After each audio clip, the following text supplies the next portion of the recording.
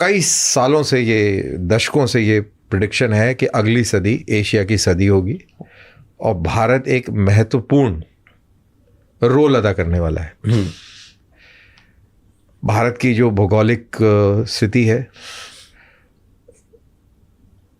जो उसकी ज्योग्राफी है,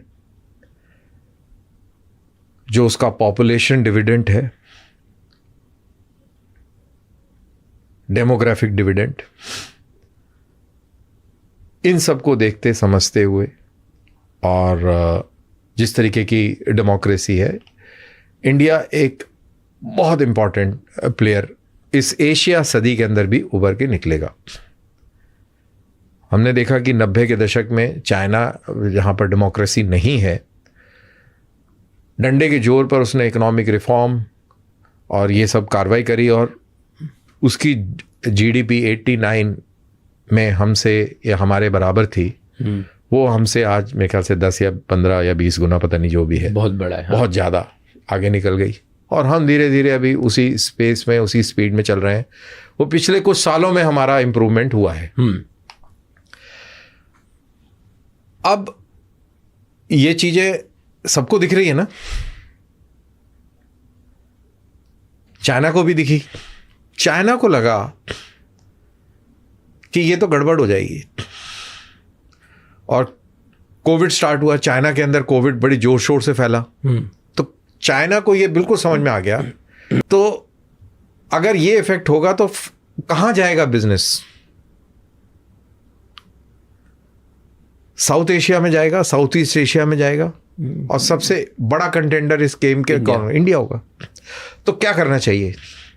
बॉर्डर्स के ऊपर फौजें लगा के और आप एक वॉर हिस्टेरिया टाइप और या वॉर क्लाउड्स गैदर करके आप दुनिया को स्केयर कर देंगे। हमारे पास बहुत अनस्टेबिलिटी है, बॉर्डर रिजॉल्व नहीं है, यहाँ पे इन्वेस्टमेंट करोगे तो आपका पैसा डूब जाएगा।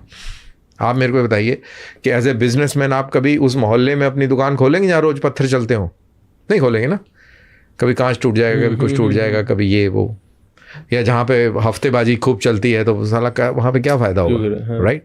जहाँ पे सिर्फ फोर्सेस खड़ी है वहाँ पे भी बहुत सोचूंगा कि रोज क्यों खड़ी होती है। बिजनेस बड़ा पीसफुल बिजनेस, बहुत ही शांत प्रिय इलाकों में जाता है, जो बहुत कंड्यूसिव एनवायरनमेंट मिले वगैरह वगैरह। तो चाइना ने फौजें एक्स्ट्रा लगा दी दुनिया को दिखाने के लिए कि यहाँ पे इंस्टेबिलिटी हमें भी फौजें लगानी पड़ी। ठीक है।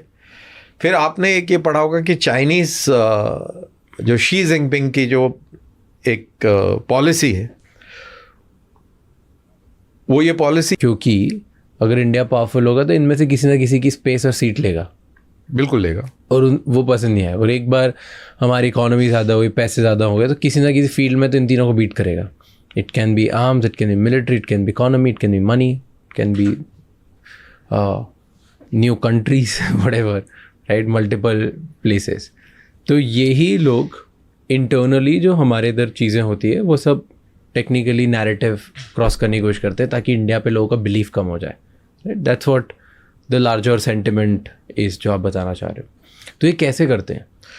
What is the way to do it? Example के साथ चलते हैं। हाँ, मतलब give me 3-4 examples. I know one example which is कि बहुत लोग इंडिया के अगेंस्ट बहुत सारी ऐसी रिपोर्ट्स पब्लिश करते हैं कि लार्जर सेंटिमेंट ग्लोबल इन्वेस्टर्स का रुक जाए, क्योंकि this I read it very recently कि हाउ, मतलब उसमें कहीं पे भी पूरा आर्टिकल में नाम नहीं लिखा था इंडिया, बट पूरा आर्टिकल वाज इन अ वे कि इंडिया के लिए ही था। वो पूरा आर्टिकल ये समझाना चाह रहा था कि कैसे बड़ी इकोनॉमीज़ एक राइजिंग इकोनॉमी को टारगेट करके उससे इन्वेस्टर्स का सेंटिमेंट हटाने की कोशिश करती हैं।